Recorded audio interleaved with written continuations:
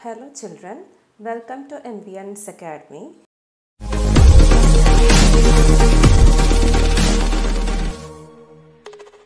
Today I am going to discuss some important question answers of the poem How to Tell Wild Animals by Carolyn Wells. Dear children, let us first discuss the short answer question of the poem How to Tell Wild Animals. Now coming to the first question, how can you identify the Asian lion from the Bengal tiger? The Asian lion has a large body which is brownish yellow in color. It roars loudly when attacking its prey. It is found in the eastern countries of Asia. The Bengal tiger has a noble and majestic look. It has black stripes on its yellow body and it attacks its prey silently. तो question ये है कि Asian lion को आप Bengal tiger से कैसे इन दोनों का पहचान कैसे कर सकते हैं। आंसर ये है कि एशियन लायन का जो बॉडी है वो बड़ा शरीर है और उसका कलर जो है ब्राउनिश येलो है और वो दहाड़ के एकदम बड़े ज़ोर की आवाज़ निकाल कर वो अपने शिकार को अटैक करते हैं और वो ज़्यादातर एशिया के ईस्टर्न कंट्रीज़ में दिखते हैं। बंगाल टाइगर जो है वो नोबल और मैजेस्टिक लुक है। नोबल और मैजेस्टिक लुक मतलब महान और राजसी दिखते हैं, राजा जैसे दिखते हैं वो, और उनके बॉडी में ब्लैक कलर का स्ट्राइप्स है। जो बॉडी जो है वो येलो कलर का है और उसमें ब्लैक कलर की धारियाँ होते हैं और वो जब भी अपने शिकार को अटैक करते हैं या आक्रमण करते हैं तो वो बहुत चुपचाप से सीक्रेटली करते हैं। यही है उसका answer. Now second question, how can you distinguish between a tiger and a leopard? Answer, a tiger is a beast that has black stripes on its yellow colored body, but a leopard has its hide peppered with black spots. A tiger kills the prey to satisfy its hunger, whereas a leopard kills the prey even for pleasure. When comparing the size of the two beasts, a leopard is smaller in size to a tiger. Second question में leopard और tiger का जो अंतर है, difference है, वो पूछा है। आप कैसे उसको डिस्टिंग्विश कर सकते हैं। टाइगर एक ऐसा बीस्ट है, एक ऐसा एनिमल है जिसके येलो कलर्ड बॉडी है और उसमें ब्लैक कलर की धारियाँ हैं। लेकिन लेपर्ड एक ऐसा एनिमल है जिनके बॉडी में ब्लैक कलर का स्पॉट्स होते हैं। टाइगर जब भी अपने प्रे को या अपने शिकार का आक्रमण करते हैं तो अपने भूख को पूरा करने के लिए ही करते हैं, whereas लेपर्ड कभी कभी आनंद के लिए भी अटैक करते हैं। और इन दोनों के साइज़ को कंपेयर करेंगे तो leopard compare to a tiger, leopard का साइज़ स्मॉल है। Now next question, how does a leopard behave when he sees someone? Leopards are ambush predators and have solitary nature. They crouch low to sneak up to their prey and pounce at them, and hence they are opportunistic hunters.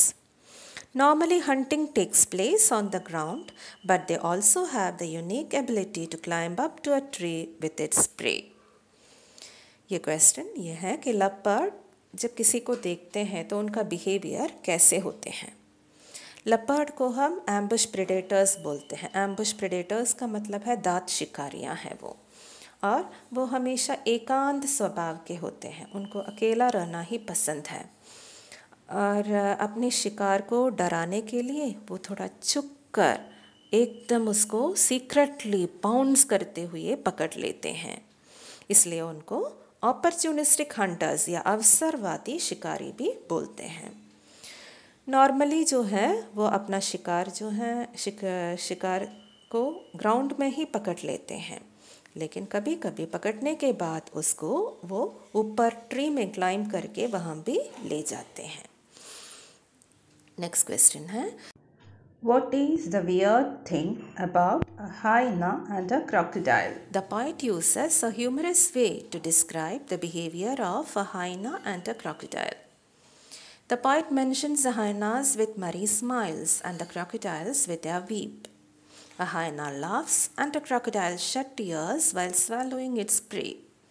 In reality, they don't laugh or weep, but their face expressions have such a look. ये question ये है कि poet ने यहाँ पर hyenas और crocodile को एक अनोखी तरह से, एक अजीब तरह से डिस्क्राइब किया है। वो क्या है? आंसर ये है कि पोएट ने बहुत फनी वे में दोनों एनिमल्स क्रोकोडाइल को और हाइना को डिस्क्राइब किया है। हाइनास को वो ये एडजेक्टिव मरी स्माइल्स देते हैं और क्रोकोडाइल्स को वीप। मरी स्माइल्स का मतलब है हैप्पीली हंसना और वीप का मतलब है रोना। तो यहाँ पर पोएट बताते हैं कि हाइना जब भी अपने प्रे को या अपने शिकार को स्वैलो करते हैं, निकालते हैं, तो हाइनास लाफ करते हैं। और क्रोकोडाइल्स की ये विशेषता है कि वो जब भी अपने प्रे को निकालते हैं तो वो उनके आइज़ में टीयर्स आ जाते हैं।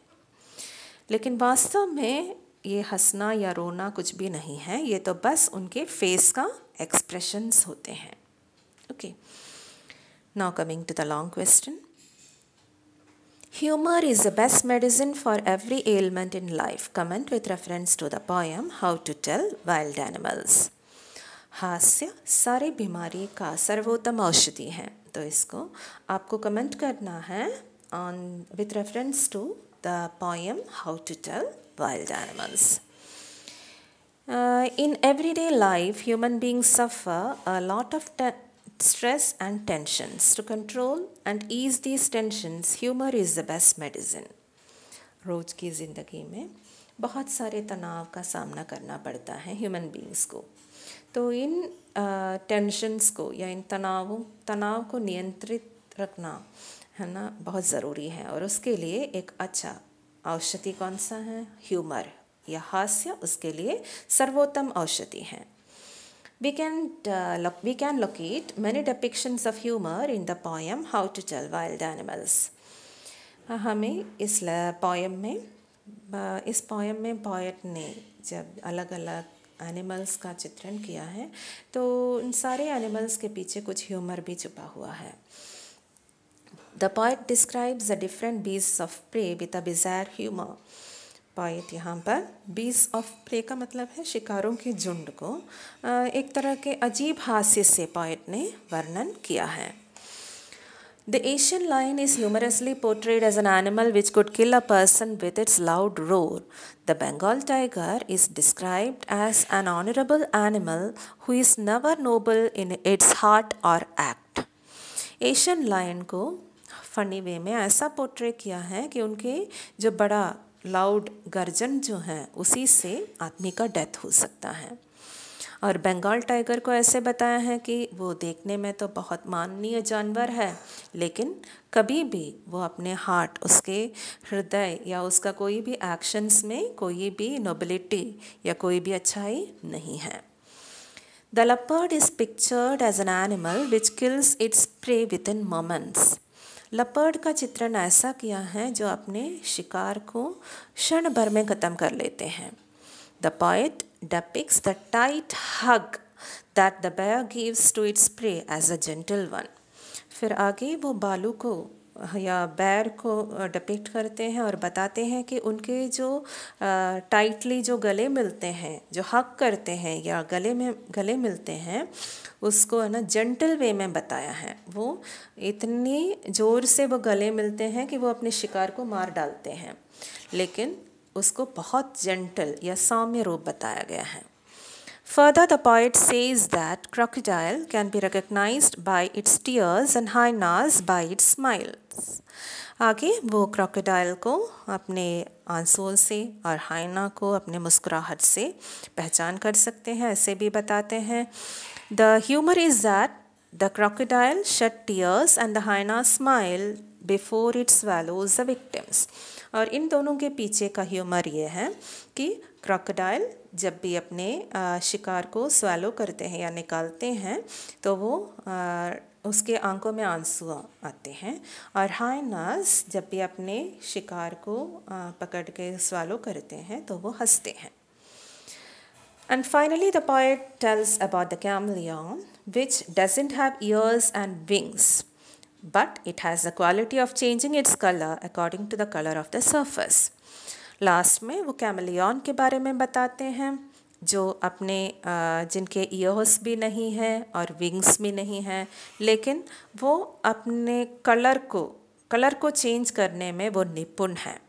वो जिस भी पेड़ की डालियों पर बैठते हैं तो उसका कलर आते हैं, और लीव्स पर बैठते हैं तो ग्रीन कलर आते हैं। तो इस तरह वो बहुत निपुण है अपने कलर को चेंज करने में। Thus, by the use of words and emotions, the poet has successfully enlightened our minds to bring a positive respite to our monotonous life.